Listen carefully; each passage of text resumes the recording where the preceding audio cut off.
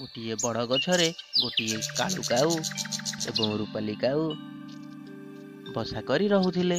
ता बसारे से पिलार स्वर केबे हेले शुणी नथिले, कारण तांकर बाहाघर 4 वर्ष धरी हेउथिबा बेले मध्य से पिलार स्वर सेही बसारे केबे भी शुणी नाहांती। तेणु तांकर भारी मन दुख। रूपाली काऊ, देख कालू काऊ, आमे केउ जन्मरे की पाप करिथिले जे आमे पिलार मुह केबे भी देखि पारिले नाही। ईश्वर आमर दुख केबे भी शुणी पारिलेनी। देख भगवान आमको केते दिन एई दुख देव। एहा शुणी कालू काऊ तार स्त्री रूपाली को बुझेଇବା ପାଇଁ କହିला, देख रूपाली, आमे तो आमर कर्तव्य करुछे। देख भगवान केउ दिन आमको एई दुखरु मुक्ति करुछंती। हौ चल आमे भगवान श्रीकृष्ण को पूजा करिवा, से निश्चिंत आमर दुख बुझिबे। आम कोଳରେ निश्चिंत से एक छुआ देवे।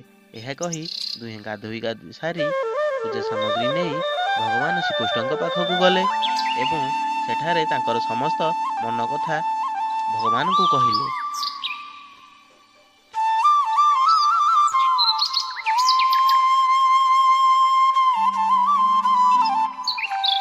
उभय घर को फेरिला बेलू से बसारे एक अंडा देखा पाइले।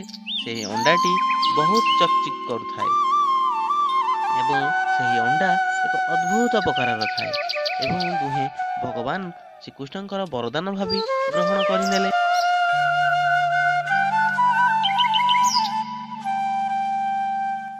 किछि दिन गला परे सही अंडारू एक अद्भुत प्रकार चिकचक करुथिबा सुनार पक्षीटीए जन्म नेला। सही पक्षी जंगलर अन्य सब पक्षी ठारू एक भिन्न प्रकार थिला, जहाँकि अन्य पक्षी सहित मिशु न थाए। दुहे ताको भगवान को वरदान भावी स्वीकार करनेले। सही चकचक करुथिबा कालू काऊ और रूपाली काऊ से पक्षीटीर जत्न खूब भल भाव नेले। किंतु से पक्षीटी दिने बड़ हेबा परे खंडी उड़ा देवाक आरंभ कला। खंडी उड़ा देवा समय से पक्षी को छंचाण देखुए।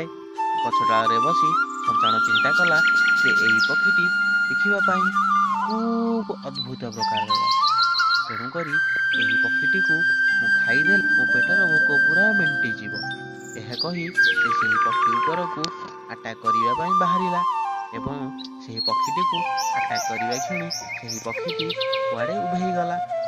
यह देखी छंचाण मन दुखरे घर को फेरिला एवं कालू काऊ रूपाली काऊ यह देखी कहले जे यह हेउची भगवानंकर अद्भुत विचार। यदि मो स्टोरीटी आपण मानक भल लगी थाए तेबे लाइक करंतु एवं मो चैनल को सब्सक्राइब करने जमा भी भूलंतु नहीं।